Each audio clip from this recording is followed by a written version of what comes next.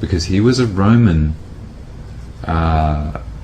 He was actually like a Roman traitor. No, not a Roman traitor, but he was a traitor of England. Okay, he was a traitor of the protesters, the Protestants. Protestant means to protest. Okay, so when you've got the Protestants and the Catholics fighting each other, what you've got is the Roman Catholic Church trying to take over England. Okay, and you've got the Protestants who are protesting against it.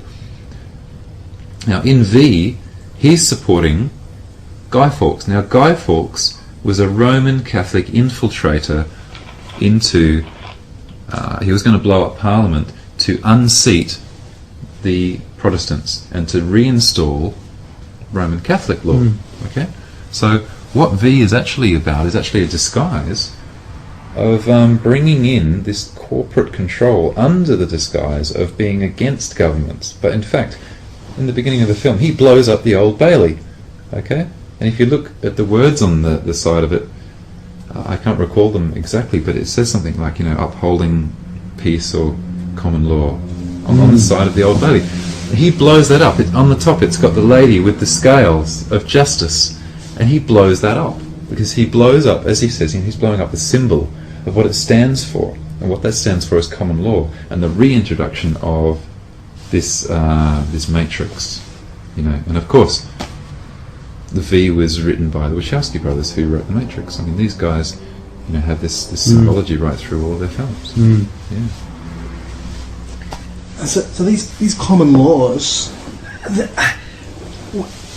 they obviously must still be in there, like the oldest law books. Yeah. They're just written in ye olde English or whatever. Yeah, yeah. I'm sure there must be a way to get hold of the original, you know, tablets that were written on. But yeah, the common law, the law of the land, would have been very different, you know. Yeah.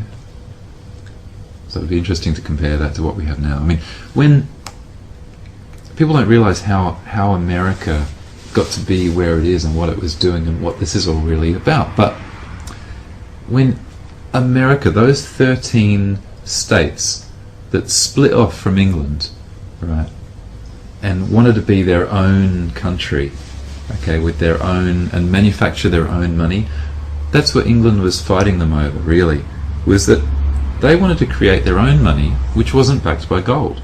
And the people in England at the time said, you know, if you allow a country to do that, they'll take over the world, right? Because they're just going to have so they can just print their own money, right? It's all printed by the Federal Reserve. Well, they knew that England wasn't going to get any tax money from the Americas. Yeah, so it's all that's like what they were going to miss out on. That's what they were defending. Sure. From England's point of view. Yeah, and so you have the War of Independence. Okay, was it 1812, 17? When was the War of Independence? 1776. 1776. That's the date that's imprinted on the Statue of Liberty's tablet that she's holding. Okay. The Statue of Liberty, by the way, is actually the Masonic goddess Semiramis, and she's the goddess of war. So the Statue of Liberty has nothing to do with liberty. Okay. She's the goddess of war. So they went from producing money with paper to money on computers, which is even more. Yeah, well, even the money on paper wasn't backed by gold.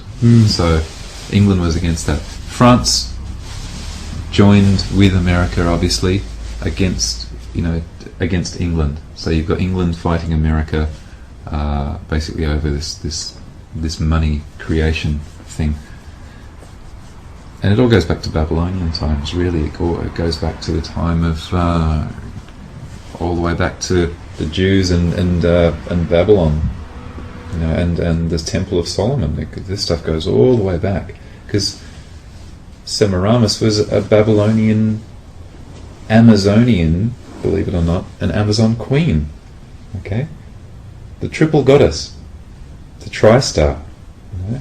She's Columbia. She's, you know, when you see Columbia pictures, she's on there holding her torch. You know, Columbia tri-star. She's the triple goddess. She's the Masonic Babylonian queen at the time of Nebuchadnezzar. And what was the ship that they had in the Matrix? The Nebuchadnezzar. Okay, where were they going? They're going to Zion. You know. Who did Saddam Hussein think he was a reincarnation of? You've got to trace all this stuff back to.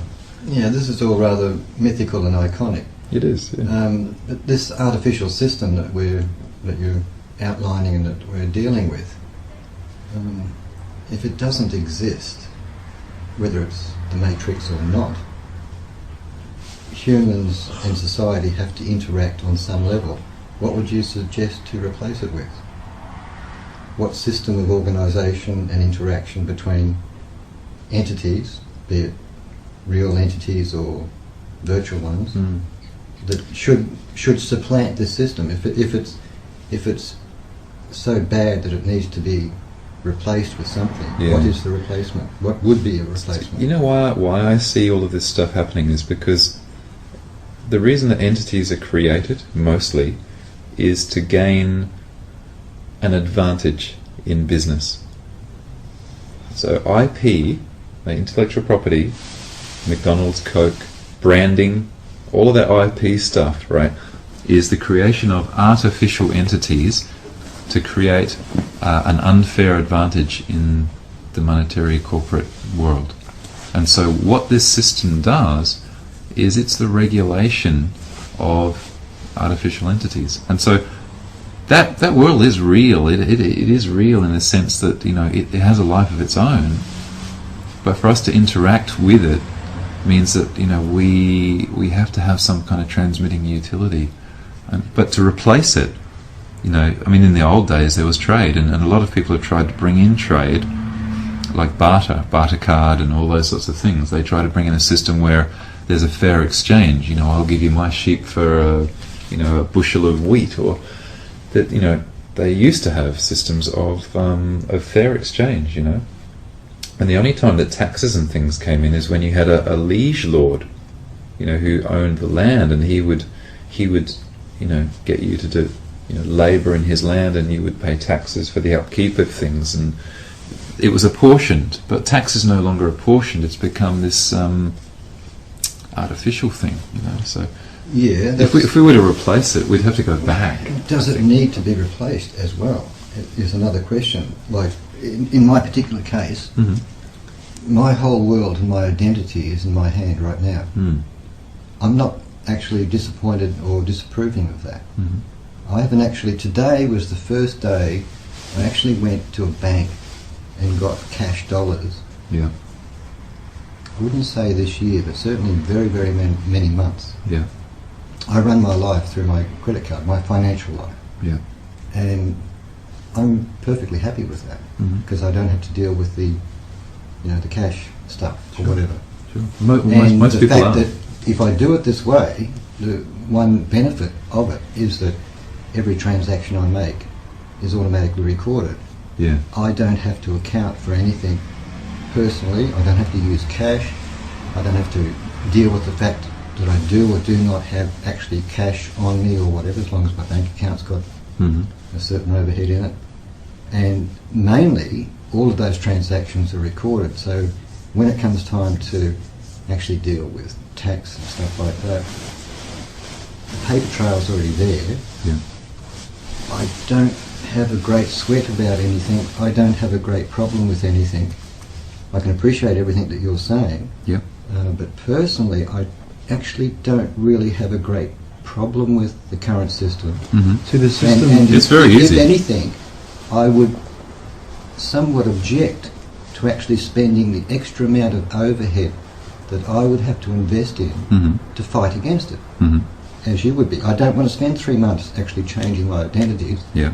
because the ones that I've got, I'm actually perfectly happy with. Sure. Well, it does So cause. in other words, that's what I'm saying. What If you look at it would on be a- a reasonable thing to replace the You don't. current You can keep situation? your perfect system that you're using, and that works for you.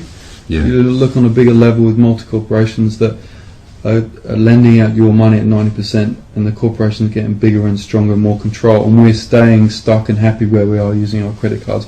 We're stuck in a position down here, and this system could be replaced and be more fair, where then not be out, the laws sort of benefit them and they're getting richer and bigger and the kind of thing. And taxing your money, like the government actually taking tax away from you and saying that it's using. This is the funny thing, and people kind of get up on their high horses sometimes and say, well, the government uses my tax and it builds roads and all that sort of stuff. That's bullshit.